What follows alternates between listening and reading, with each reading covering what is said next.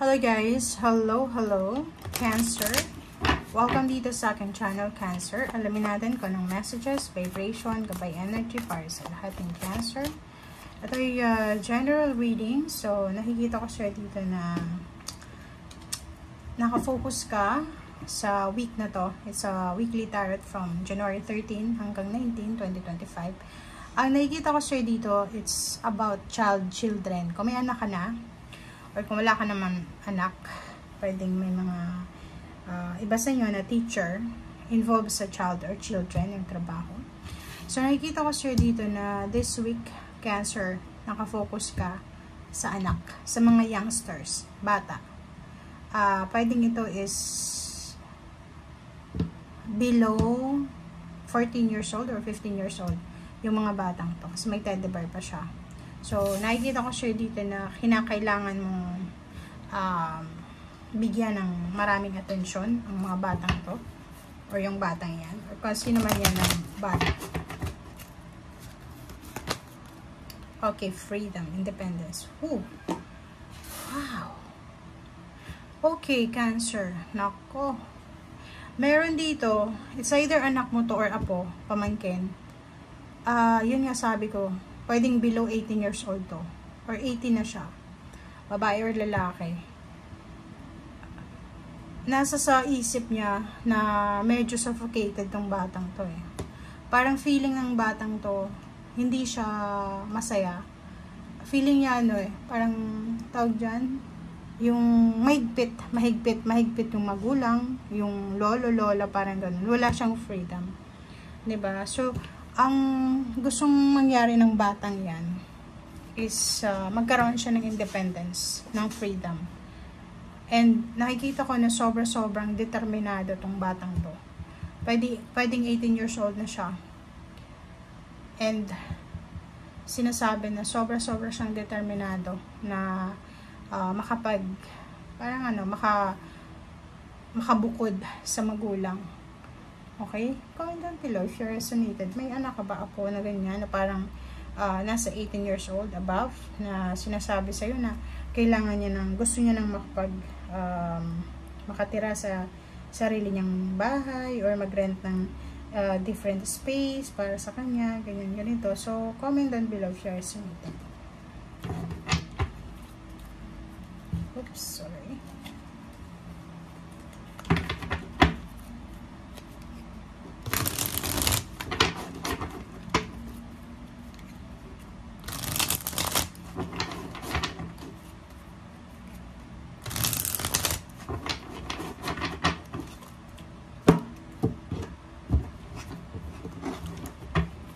Okay. Strength card. Wow. Okay, so yun nga, since yung pinaka-focus nito is strength, nakikita ko sa'yo dito na mayroong parents, siblings, parents-child relationship, siblings-parents, siblings na ganun, na relationship na kailangan na maging matatag. Siguro hindi masyadong matatag yung relationship na to. So, may mga sekreto yung mga kapamilya nyo na hindi nyo alam kasi hindi sila nag-open up sa inyo. So, nakikita ko dito na kailangan yung patatagin yung iyong connection sa bawat isa. Okay. May iba sa inyo dito na Cancer na siguro nawalan ka ng trabaho or hindi naging maganda yung situation ng negosyo mo kung may negosyo ka. And meron kang pinagpipilian na desisyon. Is either pangingibang bansa or paglipat ng company or pagbabago ng mga strategy mo sa negosyo kung may negosyo ka. Okay. Next card natin is Ace of Swords. So nakikita ko na napakaraming balita, news, information ang posibleng darating sa'yo, Cancer. And ang balitang ito ay talagang makakatulong sa'yo para sa mga kailangan mong information. Meron ka din na matatanggap na balita or mga offers na pwedeng magdala ng pagbabago sa buhay mo. Parang nakikita ko siya dito, Cancer, na siguro yung 2024 mo ay hindi masyadong maganda. And pagdating ng 2025, napakaraming offers, communication, napakaraming information ang posibleng lalapit sa'yo. Okay? na pwedeng makatulong sa'yo para makuha mo yung boost o yung alchemy, yung pagbabago sa buhay mo. Diba? Forward movement, travel. Nakikita ko yung travel talaga dito. Merong Cancer na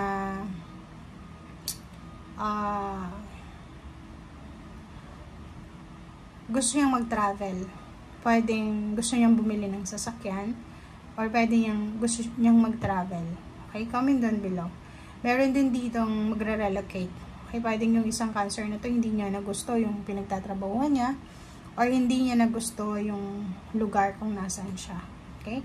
Or hindi niya nagusto kung ano yung nangyayari sa kanya. Okay? So, nakikita ko yung progress. Diba?